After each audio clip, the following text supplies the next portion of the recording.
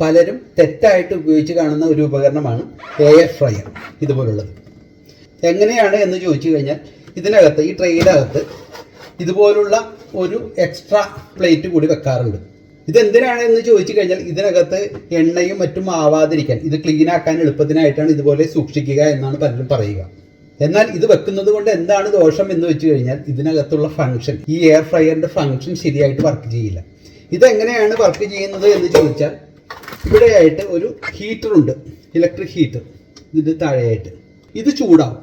ഇത് ചൂടായിട്ട് ഇതിനകത്തൊരു ചെറിയൊരു ഫാൻ വഴി ഈ ഹോട്ട് എയർ മുകളിലേക്ക് പോകും.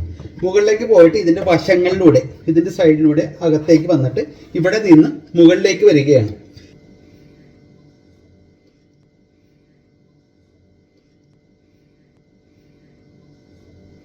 മുകളിലേക്ക് വരുന്ന സമയത്ത് ഈ ട്രേ, ഇതിനകത്ത് ഒരു എക്സ്ട്രാ ഒരു ട്രേ കൂടി വെച്ചിട്ടുണ്ട്. ഈ ട്രേയുടെ അടിയിലേക്ക്, ഇതിലേക്ക് കൂടി ഹോട്ട് എയർ അതിനകത്തേക്ക് പോയിട്ട് ഇതിൽ കൂടി പുറത്തേക്ക് വരും. ഇതിൻ്റെ അകത്തും ചെറിയ ഡിസൈൻ കാണിച്ചിട്ടുണ്ട്, കണ്ടില്ലേ? ഈ ഹോട്ട് എയർ ഇതിൽ വന്ന് ഇതിലേ കൂടി മടങ്ങി വന്ന് ഈ ഹോളിലൂടെ പുറത്തിറങ്ങി വേണം ഇതിൽ വെക്കുന്ന ആഹാര സാധനങ്ങളിലേക്ക് ചൂടെത്താനായിട്ട്. അതാണ് നമ്മൾ ഇത് വെക്കുന്നതിലൂടെ മനഃപൂർവ്വം ബ്ലോക്ക് ചെയ്യുന്നത്.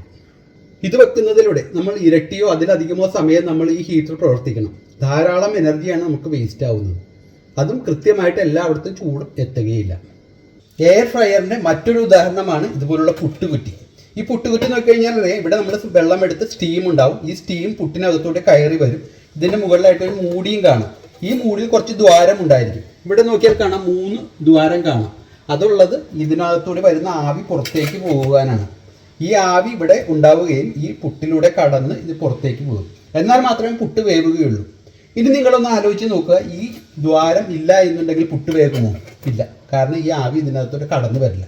അത് തന്നെയാണ് നമ്മൾ എയർ ഫ്രയറിൽ ആ എക്സ്ട്രാ പ്ലേറ്റ് വെക്കുന്നതിലൂടെ ചെയ്യുന്നത്. ആ ദ്വാരം അടച്ചു കളയുകയാണ്. Thanks for watching. ശാസ്ത്രലോകത്തിന് വേണ്ടി ബൈജിരാജ്.